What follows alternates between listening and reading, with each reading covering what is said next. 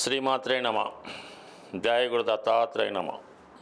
ఈ వీడియోలో మనం తులారాశి వారికి సెప్టెంబర్ 14 నుంచి 20వ తారీఖు మధ్యలో జరగబోయే వార ఫలాలు పరిశీలించినప్పుడు పర్టికులర్గా ఈ వారంలో తులారాశి వారికి శుక్రుడు లాభస్థానంలోకి వచ్చి కేతుగ్రహంతో కలిసి ఉండడం జరిగింది. అంటే ఆటోమేటిక్గా రాహు యొక్క దృష్టి కూడా శుక్రుడి మీద పడడం వల్ల ఇది ఎక్కువగా సెలబ్రిటీ రంగంలో, మీడియా, సినిమా, టీవీ రంగాల్లో ఉన్న వాళ్ళకి అనూహ్యంగా ఊహించని విధంగా కొత్త కొత్త అవకాశాలు రావడం జరుగుతూ ఉంటుంది.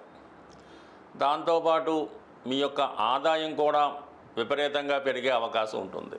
అంటే ఒక విధంగా తులారాశి వారికి శుక్రుడు అష్టమాధిపతి లాభస్థానంలోకి వచ్చినప్పుడు జాతకుడికి ఆకస్మిక ధనలాభాలు కలుగుతుంటాయి. అది వారసత్వంగా కూడా అవ్వచ్చు. అయితే ఇక్కడ స్త్రీల ద్వారా ఎక్కువ సహాయ సహకారాలు మీకు అందే అవకాశం ఉంటుంది. అలాగే కేతు ఉండడం వలన బాగా ఆధ్యాత్మిక రంగంలో ఏదో ఒక వృత్తిలో బాగా సమర్థులు, ప్రావీణ్యం కలిగినటువంటి వారు మీకు సపోర్ట్గా ఉండి మీ అభివృద్ధికి కారణం అవ్వడం జరుగుతూ ఉంటుంది. అంటే మొత్తం మీద కొత్త అవకాశాలు వస్తాయి, ఆర్థిక పరంగా పుంజుకుంటారు. అయితే కుజుడు రాశి యందు ప్రవేశించడం వలన యాజిటీజ్గా మీ యొక్క సామర్థ్యం పెరుగుతుంది.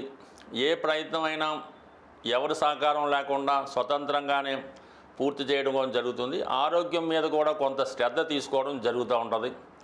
అలాగే ఏదైనా స్థిరాస్తి సంపాదించాలనే ఆలోచన చాలా వరకు నెరవేరే అవకాశం ఉంది. ఆ స్థిరాస్తి కొనడానికో, ఈ డెవలప్మెంట్కో, దానికి సంబంధించిన కార్యక్రమాల్లో చాలా ఎక్కువగా పాల్గొనడం జరుగుతూ ఉంటుంది. సో ఏదైనా కుజుడు రాశిలో ప్రవేశించడంతో మీలో కొంత ఉత్సాహం పెరుగుతూ ఉంటుంది. అయితే ముఖ్యంగా వ్యయస్థానంలోకి రవి బుధులు రావడం వల్ల పుణ్యక్షేత్రాలు దర్శించడానికో, విదేశ ప్రయాణాలకో ఎక్కువ ధనాన్ని వెచ్చించవలసి ఉంటుంది. ప్రభుత్వానికి సంబంధించిన ట్యాక్సులు వగైరా పన్నులు చెల్లించవలసి ఉంటుంది. దగ్గర బంధువులతో కొద్దిగా అథారిటీ కలిగిన వ్యక్తులతో విరోధాలు వచ్చే అవకాశం ఉంది. వాళ్ళు మీకు పరోక్షంగా ఇబ్బంది పెట్టాలనే ప్రయత్నం చేస్తూ ఉంటారు. మీ యొక్క అభివృద్ధిని అడ్డుకునే ప్రయత్నం కూడా జరుగుతూ ఉంటుంది. అయినప్పుడు కూడా మీరు సమర్థవంతంగా ఎటువంటి సమస్యలను ఎదుర్కొని అన్ని సమస్యల్ని సాల్వ్ చేసుకుంటూ ఉంటారు. ఈ సమయంలో మీరు వైద్యపరంగా మీ కుటుంబంలో ఒకరికి హాస్పిటల్ సందర్శించడం కానీ, వారికి ఏదైనా ట్రీట్మెంట్ చేయడం కానీ, ఏదైనా ఒక వైద్యం లాంటిది చేయడం, అలాగే ఆర్థిక పరంగా మీ తండ్రి గారికి లేదంటే తండ్రి తరపు బంధువులకి, పెద్దవాళ్ళకి సహకరించవలసి ఉంటుంది. అలాగే ముఖ్యంగా రాశిలో ఉన్నటువంటి కుజుడిపై గురువు యొక్క దృష్టి పడడం వల్ల ఏదైనా ఒక కాంపిటేటివ్ ఎగ్జామ్లో కానీ, ఇంటర్వ్యూలో కానీ తప్పకుండా విజయం సాధిస్తారు. అలాగే ప్రభుత్వ ఉద్యోగంలో అయినా ప్రయత్నాలు చేస్తున్నాం, ప్రభుత్వ రంగ సంస్థల్లో ప్రవేశించాలన్నా, ప్రభుత్వ పదవి కొరకు ప్రయత్నం చేస్తున్నాం, ఈ సమయంలో మీకు ఏదైనా అటువంటి నామినేటెడ్ పోస్ట్ లాంటిది వచ్చే అవకాశం ఉంది. ముఖ్యంగా స్త్రీలకి ఎక్కువగా విజయ అవకాశాలు కనబడుతున్నాయి.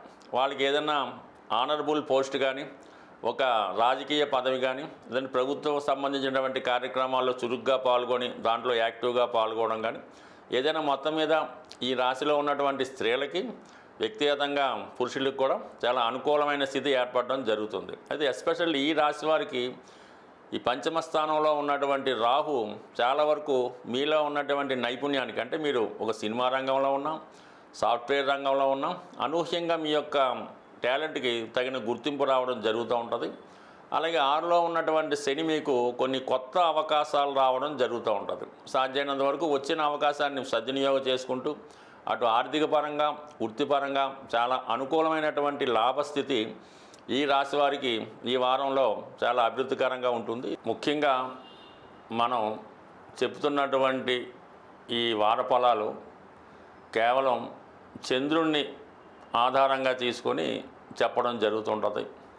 అయితే ఇంచుమించుగా ప్రతి గ్రహం కూడా ఒక గ్రహాలు మారినప్పుడు కానీ, ఒక గ్రహం పైన ఇంకో గ్రహం పరివర్తన చెందినప్పుడు కొన్ని ప్రధానమైనటువంటి సంఘటనలు కూడా జరుగుతుంటాయి. అంటే కేవలం మీ జాతక పరిశీలనలో చంద్రుడే కాకుండా అన్ని గ్రహాల ప్రభావం, ఒక గ్రహానికి ఒక గ్రహం కలుసుకున్నప్పుడు, పరివర్తన చెందినప్పుడు చాలా మార్పులు వస్తుంటాయి. అందువలన కొన్ని ఫలితాలు జరగవచ్చు, జరగకపోవచ్చు.